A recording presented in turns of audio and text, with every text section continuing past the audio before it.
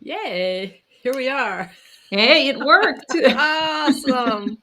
Love it, love it, love it. Great. So good to see you, Nelly. Thanks for coordinating this.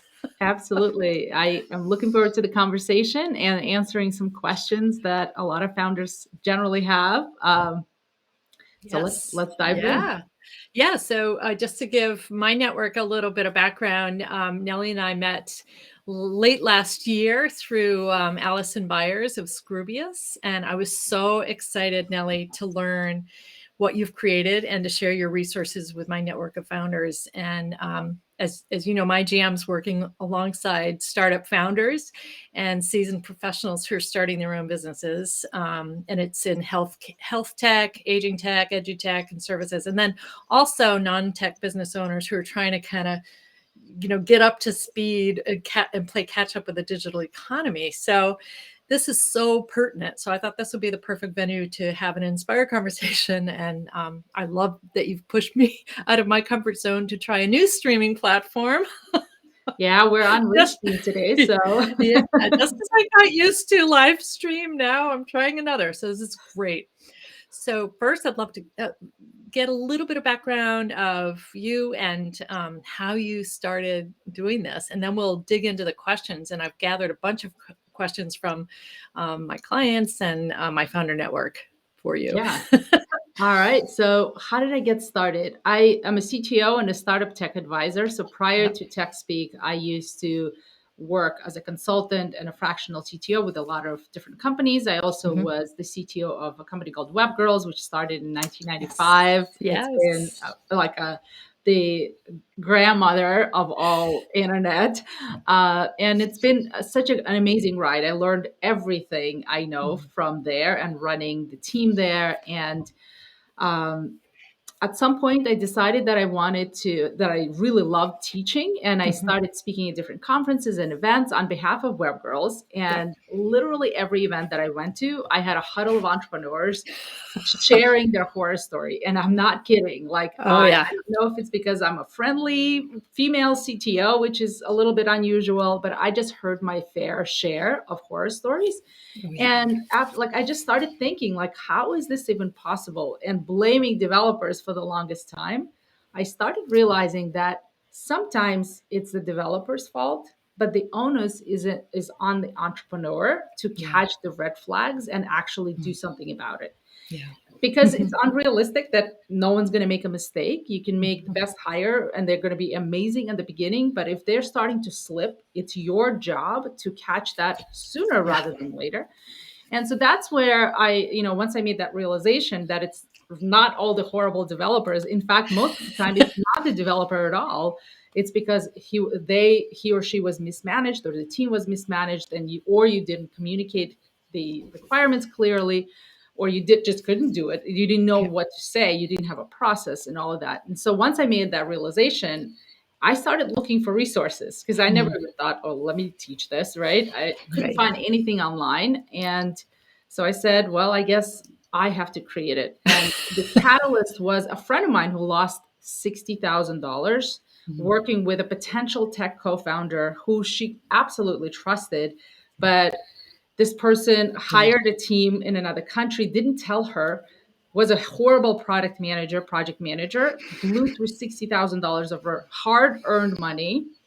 And that was it. And so, like, she couldn't recoup it. She had to go back to work. It's just, she couldn't be an entrepreneur. And that was really the Mhm. last straw. I was just like, okay, let me create a resource and actually teach founders, whether they're technical or not. It's actually funny because I work a lot with non technical founders, but the processes that I teach are based on lean and agile methodologies. And I find that a lot of technical entrepreneurs don't know these processes. And in Yeah. general, Yeah. developers are not taught management. And that's where I work with all kinds of different entrepreneurs from all different stages, teaching them this process that can help them manage tech Ugh, teams and projects a lot more that's efficiently. so awesome. I mean, you just brought to mind a situation with my startup. This is years ago, but yeah, we had a wonderful tech team, and right before we were about to get a round of funding, um, they broke up. Like the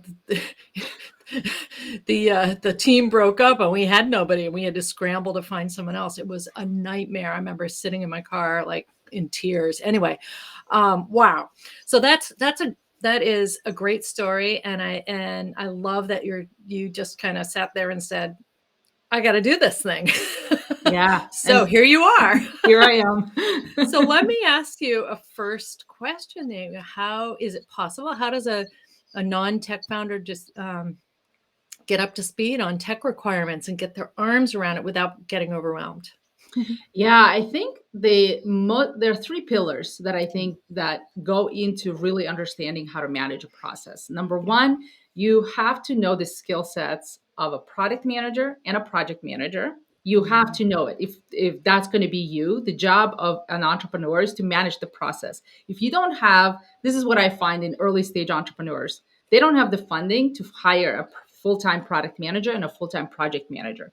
So that Mhm. role is not being played by anyone. They're just relying on, especially if they're outsourcing, on the dev shop to provide those resources. But that's a recipe for disaster. So the number one thing you should be doing is really understanding who's going to be playing that role. And if it's not like you can't afford somebody, you can learn these skills. And so at Okay. TechSpeak, the two things that I teach that are really important is lean product management and Mhm. agile project management. And the third piece to the puzzle is, if you're not technical, is to really learn the tech jargon. You need to understand Yeah. the infrastructure, how everything is structured, how everything works together on the back end. Get familiar on the high level. You don't need to be a developer, but you need to understand what I call the tech speak, right? Like you Yes. have to be Yeah. comfortable speaking the language. And if somebody tells you, we need to do X and X and X, you understand that, right? And you can Mhm. continue to have that conversation. And also the confidence that you get from being technically literate, being able to ask the right questions at the right time, all of these things are what will give you the specific guideline of, Yeah. hey, this doesn't seem to be working properly, right? These are the red flags. We talked about catching mistakes earlier. That's what will give you the exact information that you need to Yeah. know, hey, I don't know all the answers, but I know that this is not right and I need to address it right now and figure out why. So those are the Wow. three pillars that I Okay. want non-technical entrepreneurs to realize that you need to have in order to manage a team properly. So what I'm hearing you say is that there's no way around it. If you are going to manage a tech team, you've got to learn the lingo. All right. And you've got to, as we named this, demystify it, right? So you got to demystify and learn the language. Yeah, Not otherwise the it's programming language, but how to talk to the team. yeah. So you need to learn, like, what would be the top three things that you need to learn, like what kind of platform, right? I You mean, need to you need to learn all the different programming languages, right? And how they work okay. together. You need to understand the backend server infrastructure, like on a Okay. high level. Like how Yeah. does that all work together? If you type something in a browser, what happens on the back end? And like just have a visual understanding of what all of that is like and inner workings. You need to also understand how your application is structured and all the Mhm. different ways that apps can be built, right? And, There's and no and code how do you? tools, low code, custom Yeah. coding, and then like everything in between. And you need to understand the relationship between all of those different things and how you can use and leverage all of those technologies at your fingertips to solve the Okay. problems that you have. Awesome. So that's a great segue into another question that one of my founders asked, and I've heard lots of entrepreneurs talk about building no code apps and platforms. What does that mean? And what's your take on that? Is that really saving you time and money, or does that mean you just have to start all over again when you bring in your own dev team?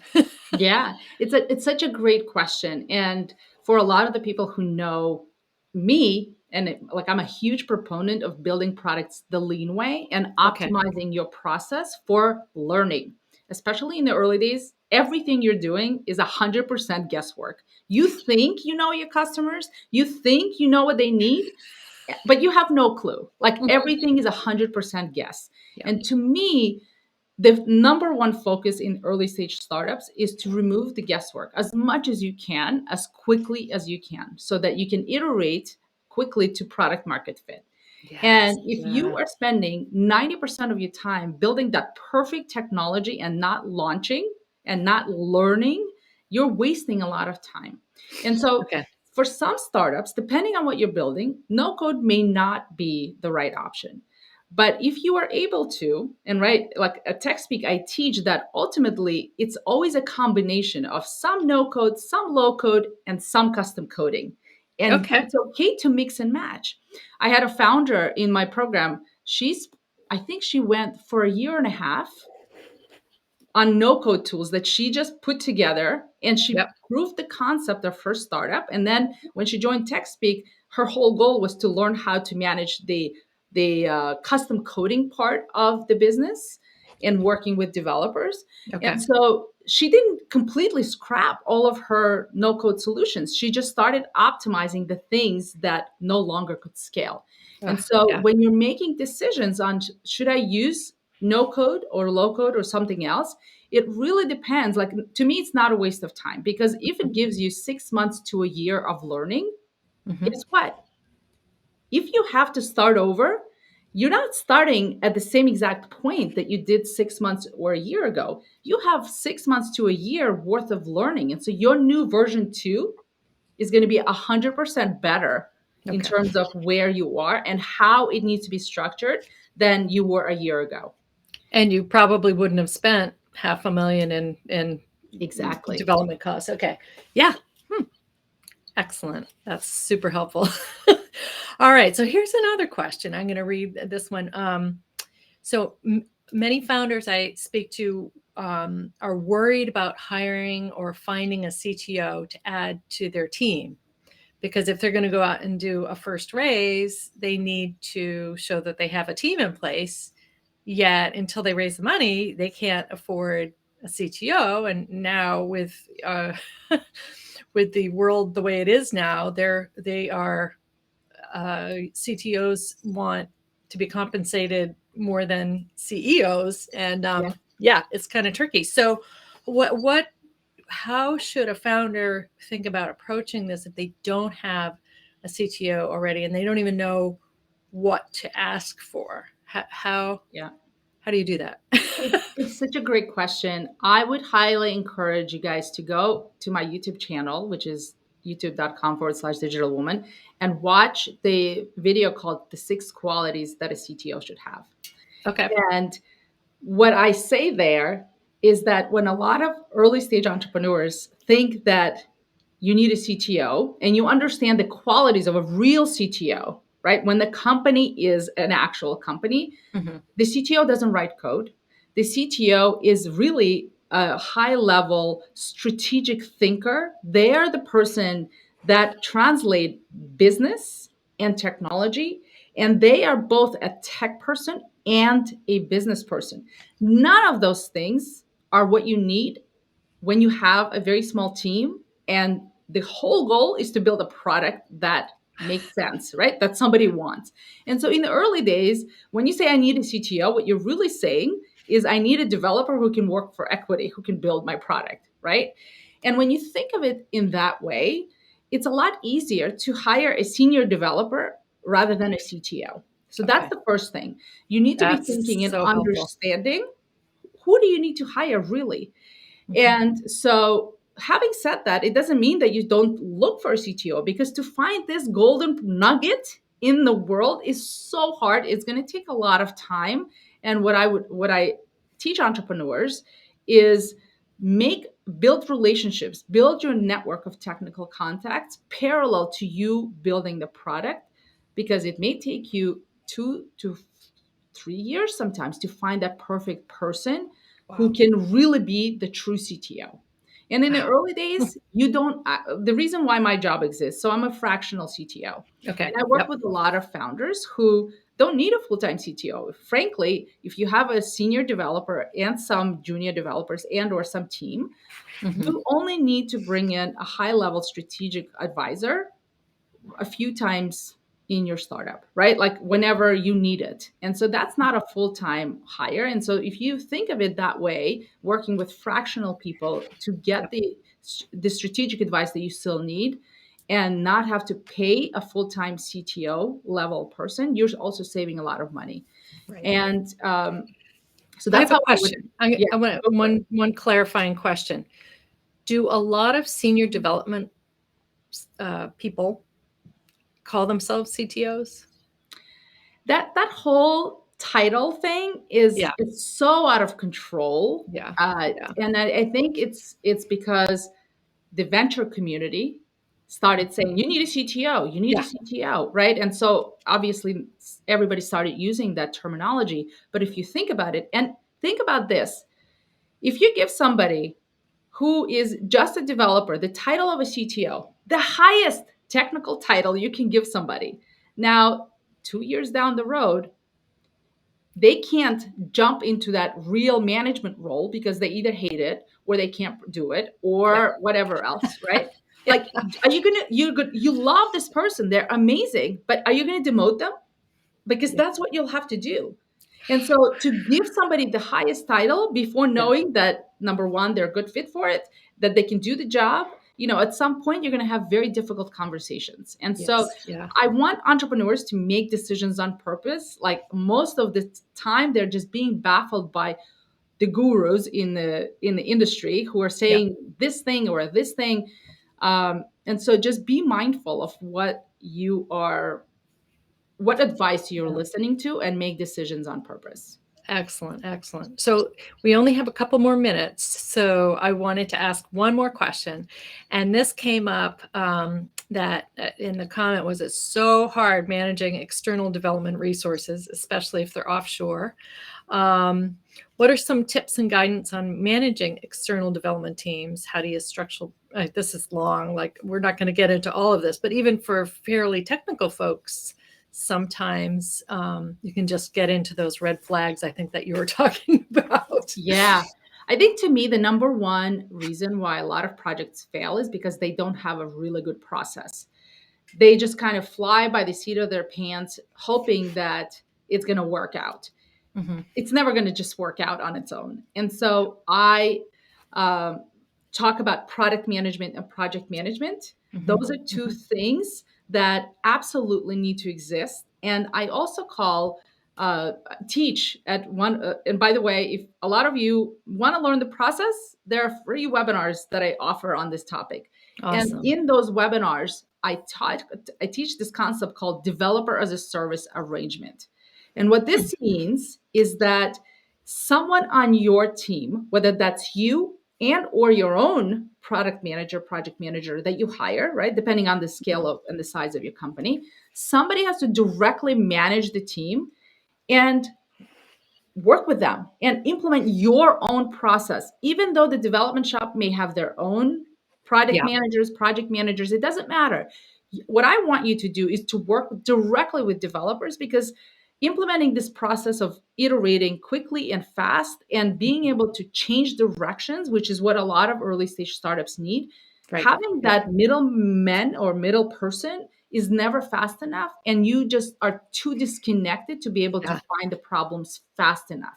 And so that's what I would encourage a lot of founders to think and understand. We have a bunch of questions here, which we won't be able to get to everything, but if you could just, in a nutshell, haha, recommend some product management tools. And then I also have another question about interactive prototype tools. Okay. Are there any, I'm assuming we mean off the shelf, like are there any, what would you recommend for most people who are managing the process of product management and project management? So literally every tool on the market that's out there right now that works for agile teams, including something as simple as Trello, Yeah. will work for Okay. you. The Mhm. problem is never ever the tools. You can enhance your team by giving them really good tools, but if you have a really bad process, tools, you can have the best tools on the planet. You're still going to be behind. You're still going to have Yeah. no idea how to manage that team properly. So it's never about the tools. And when people ask me tools, I'm like, I know that they're asking it from the wrong place. And literally, I know people who used to use spreadsheets to manage their teams that did it really well because they had a really great process. Awesome. So Okay. any tool on the market now is great. It wouldn't exist if it didn't work well. Okay, so So it's Monday.com, Trello, um, any other, like literally any other tool that supports agile teams is going to work. okay. Cool. Oh, well, it's 20 minutes. We said we like cap it off at 20. This was so fun. Thank you, Nelly. And I hope we have another conversation because I know there's so many questions. And I just invite everybody to come to my next founders table, which is coming on February 17th. Hopefully, Nelly will be there. And it's an opportunity for founders to ask their most pressing questions and get feedback from peers. Nelly, thank you so much. And where can people find you here? Yeah, just go to techspeak.co. As I mentioned, I have a lot of free webinars that you can register for. They're on demand, so you can use your, whenever you have flexibility and time to actually watch them. I see Noel asked the question about prototyping tools. I talk about tools there as well, so check them out. And I talk about how to do it properly. So Wonderful. that's the Awesome. best place to go. And if you're watching the replay, please comment and say hello so we can reach out to you. And either Nelly or I are happy to answer your questions. Thank you so Absolutely. much. All You are right. welcome. I'll We'll see talk you to you soon. This was soon. awesome. Bye-bye. Bye, guys.